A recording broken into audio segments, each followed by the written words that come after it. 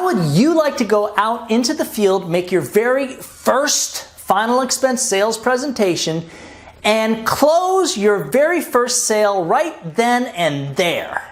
In this video, you're about to learn how to make a final expense presentation, and we're going to go over a bunch of things that you're going to need to do and say during your final expense presentation, including how to find or uncover the need for the insurance, how to use the beneficiary in order to make it that much easier for you to close the sale, the easiest way to build rapport, underwriting so that you actually give the prospect the right product, how to correctly price out several monthly premium options, how to minimize objections, and how to deal with objections while you're closing sales. Coming right up, so stick around.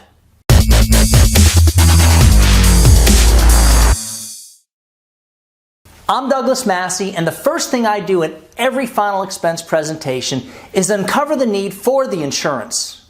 Now, Mrs. Jones, I've learned over the years that everybody I meet fits into one of three categories. The first may be that you've never prepaid for your burial or cremation, or that you have no insurance to cover your final expenses.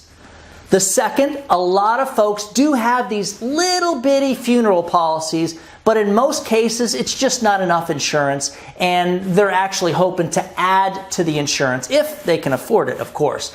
And the third is the person who's already taking care of the funeral stuff or cremation, but they just want to make sure that there's money available to take care of all the final expenses so that the family's not stuck having to pay for everything when they're gone. So, of these three, where do you fit in? Once you've figured out their need for the insurance, the next thing I'm going to ask is, who's going to be stuck taking care of everything when you're gone?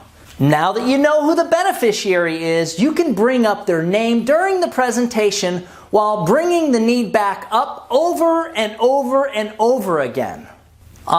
So you just want to make sure that Sarah doesn't have to come out of pocket to take care of everything, especially while she's grieving the loss of her dear old mom. That's very considerate of you, and yet a lot of people, Mrs. Jones, just don't have the consideration to do just that. They end up actually leaving their family stuck having to pay for all of the mess that they leave behind. Before we get into building rapport, if you stick around till the end of this video, I'm going to show you guys how to get a copy of the prop file that I use during every single one of my presentations, which includes all four of the tools that we're going to talk about and I'm going to talk about using in this video. At some point, you're going to want to share your personal commercial with the prospect.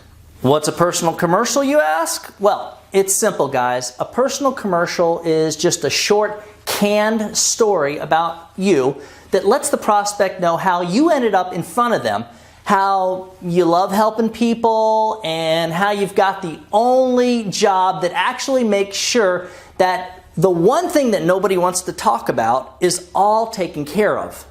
You're also going to need to go over the guarantees of final expense so that your prospect knows exactly what they're buying compared to term life insurance and those guaranteed issue life insurance products that they're seeing advertised on TV all the time. Once you're confident that the prospect understands everything, it's time to move on to the underwriting aspect of the presentation. Use the medical questions page and make sure to write down all the medications they've used in the past 2 years. And you're going to need to pull out the carrier medication guides or at least use Google. Either way, just make sure you know all their ailments and what every medication is used for so that you can price out the correct final expense product. When it comes to pricing, I'm going to need to give you guys 3 tips. First, always show 5 different face amount and price options. Second, never ever ever show that bottom option less than $50 because most people will actually go right to the bottom anyways and pick the lowest priced option even if they can actually afford a lot more. And third, make sure they read over I Am Your Policy along with the 8 reasons seniors purchase final expense plans while you're figuring out the prices. because this is going to keep them busy so they don't start wandering around the house and get involved with some other nonsense and totally get distracted. We always want to control the environment and what's going on in the house. We're assuming that they're always going to pick that bottom option, so the trick for you is to make sure you present the closing or pricing page in a way that directs them to an option they can actually afford, yet isn't so low that you're leaving money on the table. It can't be so much that you're pushing them into something they can't afford and will end up canceling. This is the type of thing that should be laid out in a simplified manner. Insurance agencies like ours, United Final Expense Services, do trainings on this type of thing regularly. So if you're learning from this video, but you'd really like to step up your game, this is when you might want to consider contacting me about joining our sales team and getting them super high contracts along with getting access to those killer leads. Let's step back and talk a little bit more about that closing page, which is actually one of the tools in the prop file that I'm going to show you how to get at the end of this video. One of the things you're going to need to be able to do is overcome basic objections, and thankfully we have videos on our YouTube channel that address just that. And you're also going to need to be prepared to do a price drop in an effective and efficient manner, so I'm going to share with you how to do a price drop close. When the client says they can't afford the insurance and I actually believe them, or they're giving me some type of objection and I'm pretty sure it's really about the price no matter what they're saying, what I do is this simple price drop close. But before I do that, there is one thing that you need to understand about objections. As far as I'm concerned, an objection is simply a way that our prospect has of testing us and making sure that what we're doing is actually good for them. So when somebody gives me an objection, even when I know they're full of it, I don't get mad. I get even by simply doing everything I can to overcome that objection. With this mindset, there are only two true reasons someone will give you an objection. When it's all said and done, it always comes down to cost and or trust. So it either costs too much or they just don't trust you, dude. Now, Mrs. Jones, just hang on a second while I see if I can do something a little bit better. This is when you go back to finding an option under $50 per month, and what I do is simply write it down on the bottom of the page or the back of the pricing page and say, "Can I make a suggestion?" Then I point to the option that I just wrote down and I read it out loud to them. Let's just start with that $5,000 option for $41 per month, Mrs. Jones.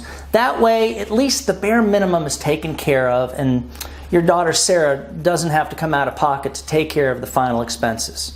Go ahead and grab your driver's license or ID for me.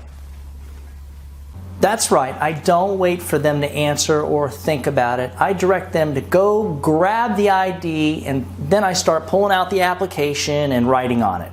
Now, let's go back a little bit, because if this is actually about trust, they're going to be saying stuff like, "Well, I got to think about it," or "I don't do anything without speaking with my brother first," or some other nonsense excuse. You need to go back and you need to rebuild rapport. This is when I actually get into a little story about how I got licensed to help people and had to go to school for this license, and how Florida did a background check on me and they fingerprinted me, and how this license is how I feed my family and how I would never do anything to endanger or lose it. And yeah, I get into how one of the things I love about my job is that at the end of the day, I get a great night's sleep because, Mrs. Jones, I know when it's all said and done, I'm doing something that no one wants to talk about, and that's making sure that my clients don't end up leaving their family stuck with their debt or having to pay for their funeral at the worst possible time when they're grieving the loved one. So, Mrs. Jones, can I make a suggestion? At this point, I'm doing the same thing that I showed you with the price drop close, but instead of looking for a lower price, I'm just going to direct them to the bottom option I already wrote down. For a copy of the prop file with all the tools that I mentioned in this video, just shoot me an email at doug@ufesonline.com. For more information on working with us, which does include high commissions, lead programs galore, and access to our online training platform with me as your mentor, just shoot me an email at that same address. Remember, when you put the needs of your clients first, everything else will fall right into place. Now get out there and do something really good for someone today. Happy hunting.